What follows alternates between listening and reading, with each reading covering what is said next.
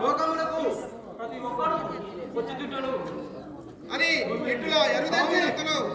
భటుడు ఎరుదంచి ఏమనుచున్నాడనా మహారాజా మూర్ఖుడైన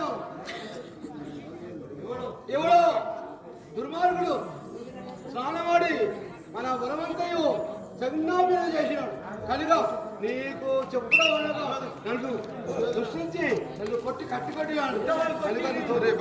మహావర